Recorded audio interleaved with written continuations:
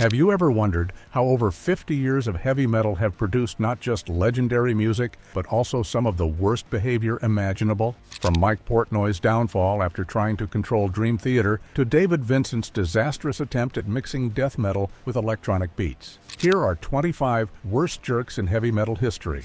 1. Axl Rose. Known for his powerful voice, Axl Rose is also one of the most unpredictable rock stars ever. His bad temper and massive ego have caused trouble for fans, bandmates, and even himself. Seeing him lose control on stage was like watching a disaster unfold, messy, wild, and impossible to stop.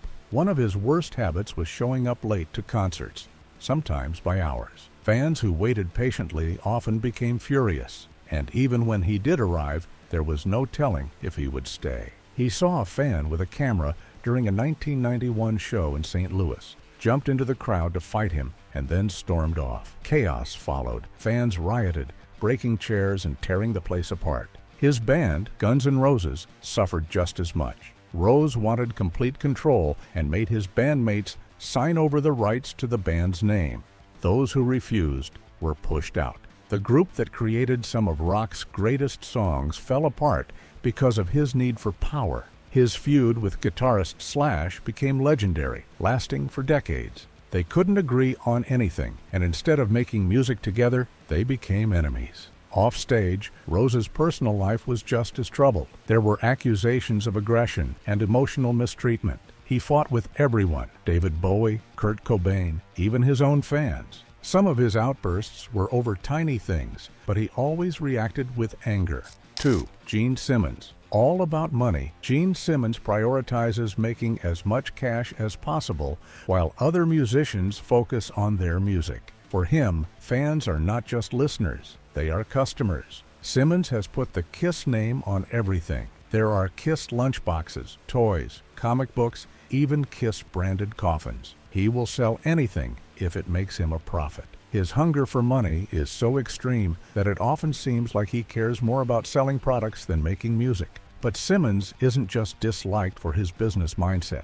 He has a massive ego and looks down on others who haven't reached his level of success. He once said that struggling musicians are failures if they don't become rich. When he declared that rock is dead, it wasn't just an opinion. It was him saying no one else was as great as he was. Even his own bandmates weren't safe from his cold attitude. When original members Peter Criss and Ace Frehley battled addiction, Simmons didn't support them. Instead, he mocked them and treated them as disposable. He made it clear that loyalty and friendship didn't matter, only money did. 3. Lars Ulrich. Metallica's drummer Lars Ulrich isn't just the guy behind the kit. He's the one who pulled the strings behind their rise, fall, and comeback. He loves control, and he's made enemies of both fans and bandmates along the way. His fight against Napster in the early 2000s turned him into public enemy number one. Most artists disliked piracy, but Ulrich took it further. He personally went after fans, pushing lawsuits against people who had loved Metallica for years. Suddenly, he was the bad guy, treating his own supporters like criminals. Inside Metallica, he ran things with an iron grip. His power struggles with James Hetfield turned recording sessions into fights. The 2004 documentary, Some Kind of Monster, showed how he belittled Hetfield, ignored concerns, and acted like every creative decision had to go through him. When Jason Newsted quit, it wasn't shocking, it was survival.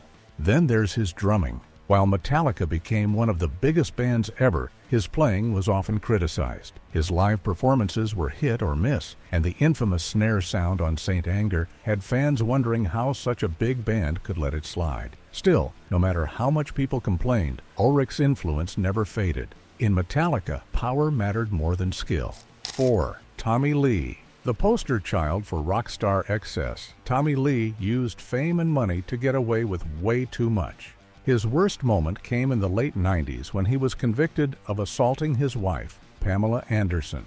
She was holding their baby when he attacked her, forcing her to call the police. He got 6 months in jail, but instead of learning from it, he blamed the media and acted like the victim. His past relationships were already filled with cheating, manipulation, and mistreatment of women.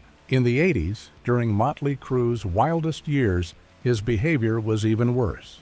He treated women like objects, joining his bandmates in humiliating groupies. His book, The Dirt, doesn't apologize for any of it. Instead, it glorifies those moments. The infamous tape with Pamela Anderson only made things worse. She saw it as a huge violation of privacy, but Lee embraced the attention, using it to fuel his bad boy image. Even as time passed, Lee refused to grow up. In the late 2010s, he made headlines again after a drunken fight with his own son left him knocked out. Instead of keeping it private, he ranted about it on social media, showing he hadn't changed. 5. Vince Neil. Fame and wild partying aren't the whole story. Vince Neil's past is also filled with tragedy and aggression. In the early 1980s, after hours of drinking, he decided to drive his sports car. His friend, Nicholas Razzle Dingley from Hanoi Rocks, was in the passenger seat. The crash that followed was devastating. Razzle died instantly, and 2 people in the other car suffered serious brain injuries. Neil's punishment? A short time in jail, a fine, and some community service. It seemed like having money meant escaping real consequences. Instead of learning from his mistakes, he kept making bad choices. Over the years, he became known for aggressive outbursts, especially towards women. In the early 2000s, he was involved in several fights, attacking record producers, nightclub staff, and even a woman working at a Nevada brothel. One of the most shocking incidents happened in the mid-2010s. Caught on video, he grabbed a female fan by the hair and threw her to the ground outside a hotel. Even actor Nicolas Cage had to step in to stop him. Despite all of this, Neil has faced little professional backlash. Motley Crue still makes money, and he continues to perform. However, his shows have become embarrassing. He forgets lyrics, slurs his words, and struggles to stay on his feet. He refuses to acknowledge his past or change his ways, making him one of the most disgraceful figures in heavy metal. How many lives need to be ruined before people stop forgiving him? 6. Phil Anselmo. Known for his talent, Phil Anselmo is also infamous for his arrogance and hateful behavior. One of his worst moments came in the late 2010s at a tribute concert for his former bandmate, Dimebag Darrell. As the event ended, Anselmo raised his arm in a Nazi salute and shouted, "White Power!" The backlash was immediate. Instead of apologizing, he brushed it off as a joke about drinking white wine. No one found it funny. This wasn't the first time he had said something offensive. In the mid-1990s, during a Pantera concert, he told the crowd that white people needed to take back heavy metal. He either didn't care how his words sounded or truly believed in what he was saying. After this, many fans and fellow musicians distanced themselves from him. But racism wasn't his only problem. While in Pantera, Anselmo's substance addiction and temper caused constant fights. His relationship with Dimebag Darrell and Vinnie Paul fell apart. After Pantera broke up, he insulted Dimebag in interviews, making it clear there would be no reunion. Then, in the early 2000s, Dimebag lost his life on stage. Vinnie Paul partly blamed Anselmo and refused to speak to him until his own death years later. Even as he got older, Anselmo remained aggressive. His bands, Down and Superjoint Ritual, often took a back seat to his behavior. At concerts, he lashed out at fans, stopped shows to rant, and reignited feuds with other musicians. His refusal to change or take responsibility has left his reputation in ruins. Instead of being remembered as a metal legend, his name is now linked to hate and self-destruction. 7. Varg Vikernes. One of the most infamous figures in heavy metal, Varg Vikernes is known not for his music, but for the crimes that made him notorious. In the early 1990s, the black metal scene was already wild, but Vikernes took things to another level, beyond just music. In 1993, everything came to a brutal climax. He stabbed his former bandmate, Euronymous, 23 times. He said it was self-defense, but the sheer brutality made many see it as cold-blooded execution. His trial only added to his dark image. He smirked in court as he was sentenced to 21 years in prison, the maximum in Norway. He never showed regret. His crimes didn't stop at execution. Norway's historic churches were set on fire, and Vikernes was a key player. He saw the old churches as symbols of Christianity's influence and wanted to erase them, hoping to revive Norway's pagan past. These church burnings weren't just crimes, they were a statement, pulling black metal into real-life destruction. 15 years behind bars didn't change him. When he was released, he switched from fire and knives to spreading extremist ideas. His words influenced dangerous movements around the world. 8. John Schaffer. Built on powerful metal anthems, John Schaffer's career with his band Iced Earth told stories of rebellion and resistance. But in 2021, his actions took him beyond the world of lyrics and into something much more serious. On January 6, 2021, chaos hit the U.S. Capitol. Among the rioters was Schaffer, dressed for battle and armed with bear spray. The rebellion he once sang about became real. But when the government caught up with him, his defiance crumbled. Schaffer's downfall was fast. Facing serious charges, he became an informant, giving up names and details to avoid the full weight of the law. To those he once stood with, he became a traitor. The far-right extremists who once praised him turned their backs on him. In the metal world, he lost all respect. Bands distanced themselves, and former collaborators wanted nothing to do with him. 9. Gaal. Many black metal musicians try to look dark and scary. Gaal didn't just act like that. He was like that. Other musicians shouted about hell and destruction, but Gaal spoke calmly, making him even scarier. He didn't just say shocking things, he believed them. He defended church burnings in Norway, not as rebellion, but as something necessary. Even hardcore metal fans were disturbed by his conviction. In 2002, his dark side became undeniable. He captured a man, beat him for hours, and collected his blood. Some say it was a ritual. Others believe it was just his brutal philosophy in action. When he went to trial, he didn't apologize or try to change how people saw him. He accepted his sentence as if it was just another part of life. Prison didn't change him, but there was more to Gaal than brutality. In a music scene full of tough, often homophobic men, he surprised everyone by coming out as gay. This didn't make him any less intimidating. He was still the man who had defended church burnings and spoken about the fall of Christianity. His reputation became even more complicated. 10. Glenn Benton. The leader of Deicide, Glenn Benton, built a name as one of the most shocking figures in metal. While others used satanic symbols for show, he seemed to take it seriously. In the early 1990s, he burned an upside-down cross into his forehead. It was painful, but he did it again and again to keep the scar visible. He insisted that his loyalty to Satan was real. Some thought it was just a stunt, but his extreme actions made people wonder if he actually meant it. Benton's words were just as extreme as his actions. He once said he would take his own life at 33, the same age as Jesus when he died. But when he reached that age, he was still performing. He later brushed it off as a joke. He made death threats against religious leaders and filled his lyrics with brutality. Some countries even banned Deicide from playing because of him. While many metal musicians used anger as part of their act, Benton seemed to enjoy taking things as far as possible. But there was a twist. Even though he spent his career attacking Christianity, he sent his own child to a Christian school because it had a better education. Fans and critics saw this as hypocrisy. Was he really as extreme as he claimed, or was it all for attention? 11. Faust. Known not for wild performances, but for a real and terrible crime, Bord Faust Eithun stands out in the black metal scene.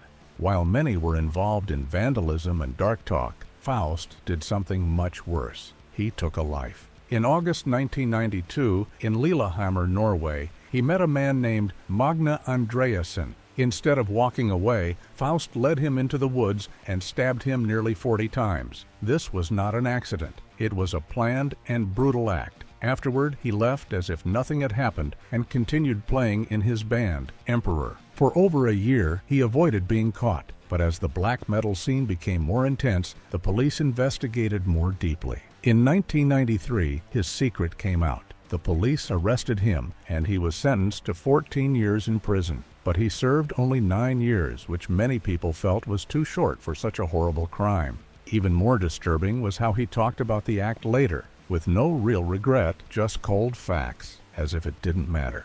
12. Infernus. Known for his music in Gorgoroth, Roger Infernus Tiegs has a personal life that reveals a much darker side. His crimes and behavior have made him one of the most controversial figures in black metal. In 2005, he was convicted of assault, a crime that should have ended his career. Instead of admitting guilt, he claimed he was the real victim and that he was framed. He was sentenced to 3 years in prison, but even after this, he refused to take responsibility for what he did.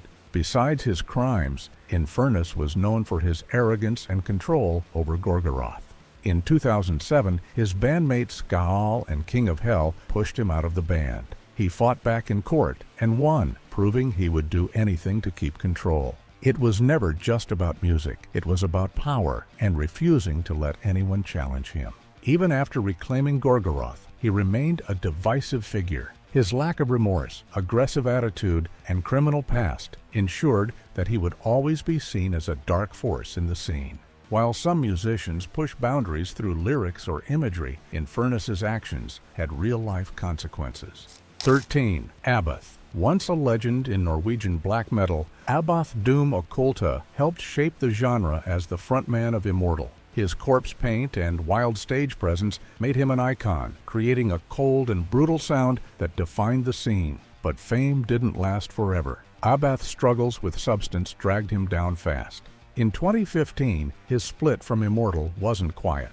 It was a disaster. Lawsuits and public fights over the band's name turned his legacy into a messy legal battle. In the end, Immortal continued without him, leaving Abbath on his own. Starting a solo career should have been a fresh start. Instead, it became a downward spiral. His live shows became chaotic, with him stumbling on stage, too drunk to play. The worst moment came in Buenos Aires, where he slurred his lyrics, missed notes, and embarrassed himself so badly that the rest of the tour was canceled. Even after checking into rehab, the damage was done. 14. Euronymous. Not just a musician, Øystein Euronymous Arseth was the mastermind behind Norwegian black metal's darkest moments. Cold, controlling, and fascinated by brutality, he took things beyond music and into real-life horror. His most shocking act came after the death of Mayhem's vocalist, Per Yngve Dead Olin.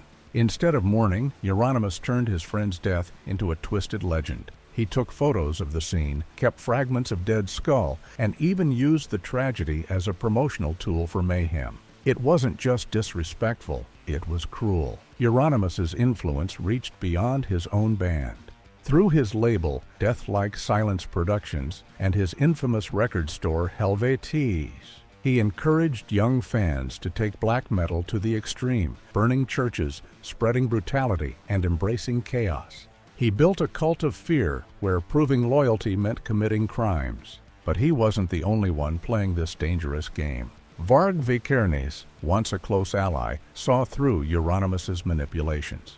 Their rivalry ended in brutal fashion. Varg stabbed Euronymous 23 times, bringing his reign to a bloody end. 15. Kerry King. One of the biggest names in thrash metal, Kerry King is known for his fast guitar playing and tough attitude. But he's also famous for something else, his arrogance. From the start of Slayer, he wasn't just about playing great riffs. He had a habit of putting others down. He had no problem insulting other bands. Metallica, sellouts. Megadeth, a joke. Even legends like Judas Priest weren't safe from his sharp words. He saw himself as the protector of real metal, but many saw him as just an egotistical troublemaker. But his worst actions weren't against rival bands. They were against his own. When Jeff Hanneman, Slayer's co-founder and main songwriter, got seriously sick, King took over instead of supporting his friend.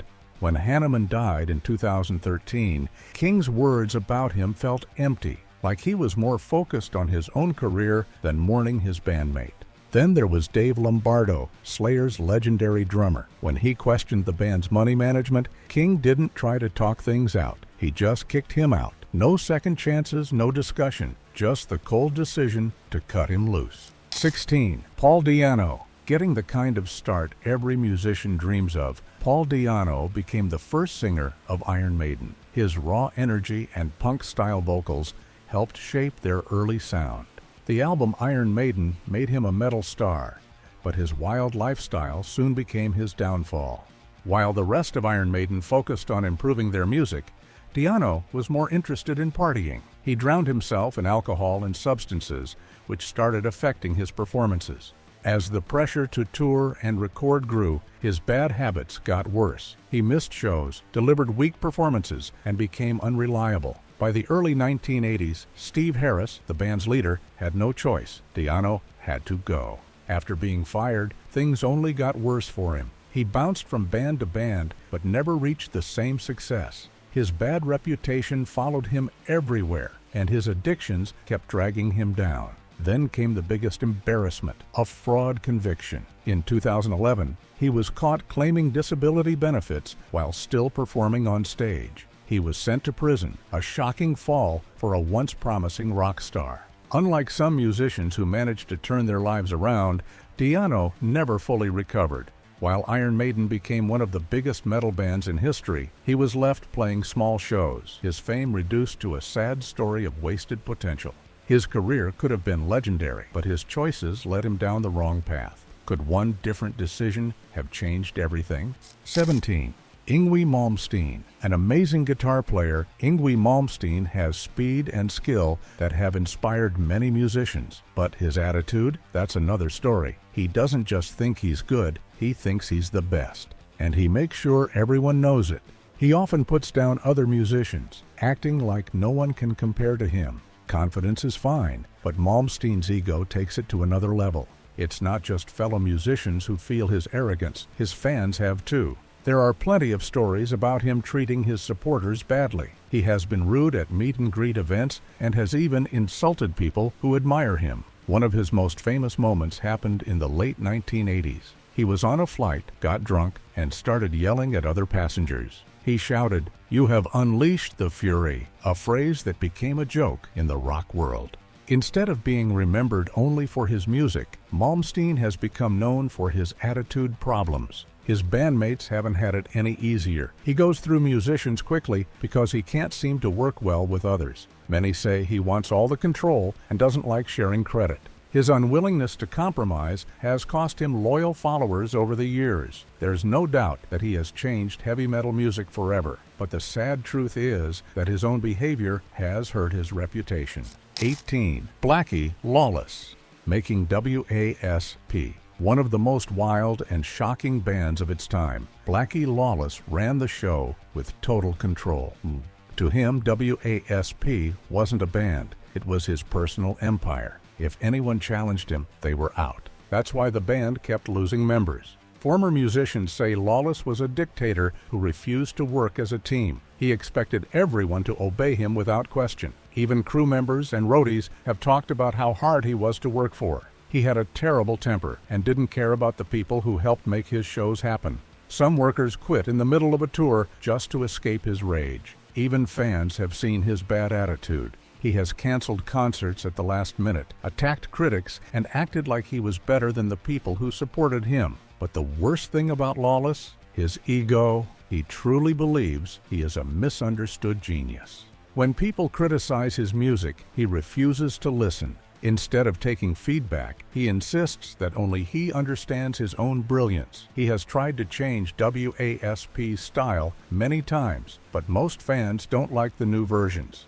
Instead of listening, he just digs in deeper, convinced he knows best. 19. David Vincent. Once a legend in death metal, David Vincent made his mark as the voice of Morbid Angel, helping shape the genre with his powerful growls and intense music. Fans admired him for his role in creating some of the most brutal and influential albums in metal history.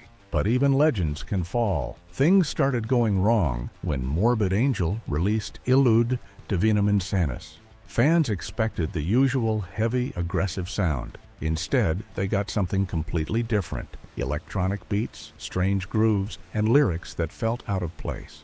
The album was a disaster. Fans hated it. Critics mocked it. It became a joke in the metal community. But Vincent refused to admit failure. He ignored the backlash and insulted the fans, saying they just didn't understand his vision. That attitude made things even worse. Morbid Angel, once a powerhouse, was now struggling. Eventually, Vincent left the band, but instead of returning to metal, he pursued a career in outlaw country music. 20. Mike Portnoy. Not just a drummer, Mike Portnoy was the driving force behind Dream Theater. He played a major role in the band's creative decisions and shaped their sound.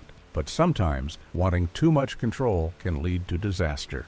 As the years passed, Portnoy's need to dominate the band grew stronger. He wanted more say in everything.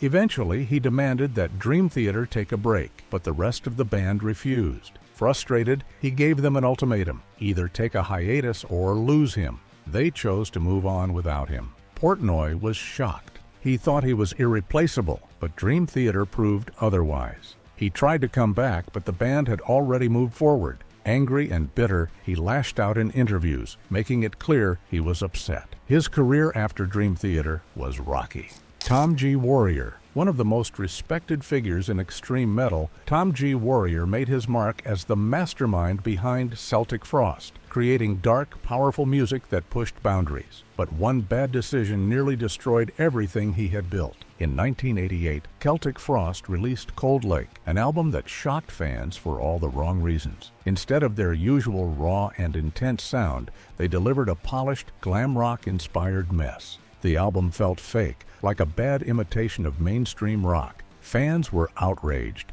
The backlash was immediate and brutal. At first, Warrior defended the album, claiming people didn't understand it. But over time, he realized the truth. Cold Lake was a mistake. He later disowned it completely, pretending it never happened. But the damage was done. No matter how much success he found later with Triptykon, the stain of Cold Lake never fully faded. 22. Danny Filth. The leader of Cradle of Filth, Danny Filth, mixes black and gothic metal in a way that has made him one of the most controversial figures in heavy metal. Not just because of his music, but because of his attitude. He uses the dark and rebellious look of black metal, but often makes fun of it. He takes what he needs from the style and then criticizes it. Fans have seen this pattern again and again. He embraces the look, makes money from it, and then mocks those who take it seriously. Filth often insults traditional black metal fans, calling them elitists, but at the same time, he uses their style, corpse paint, satanic themes, and dramatic performances to promote himself. He profits from a culture he doesn't respect, treating its values as just another gimmick. His business tactics are just as questionable. His band's merchandise often uses shocking, offensive designs just to stir controversy.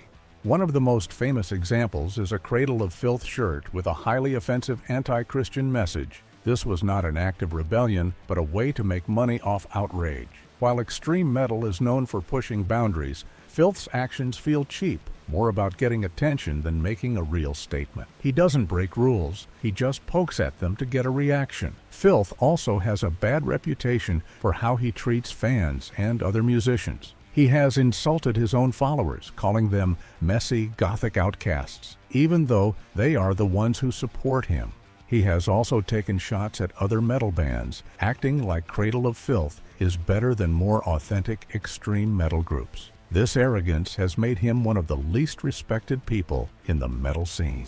23. Zakk Wylde. A legendary guitarist known for his fast solos and signature sound, Zakk Wylde made his mark playing with Ozzy Osbourne and founding Black Label Society. His skill is undeniable, but his personality has caused problems. He is known for reckless behavior, drinking too much and refusing to change with the times. His drinking became so bad that even Ozzy Osbourne, who is famous for his wild lifestyle, had to cut ties with him in 2009. When someone like Ozzy thinks you are too out of control, that says a lot. Wylde's drinking hurt both his life and his music, turning him from a respected musician into someone unreliable. Even after he stopped drinking, his attitude remained a problem. He has strong opinions about what real metal should be, and often dismisses newer bands as weak. He sees himself as a protector of old-school metal, refusing to accept how the genre has changed.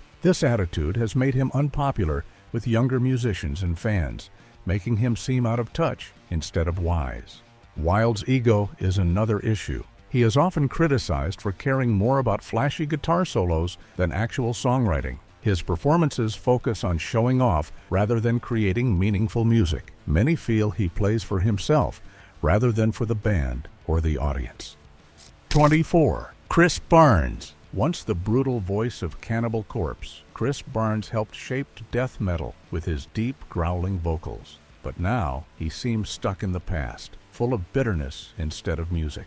When he left Cannibal Corpse in the 1990s, he had a chance to grow, but instead he chose to hold a grudge against his former band and the entire genre. Barnes refuses to accept how death metal has evolved. Instead of supporting new bands, he complains about them. In 2022, he even said that modern death metal made him physically ill. Instead of being respected, he was laughed at.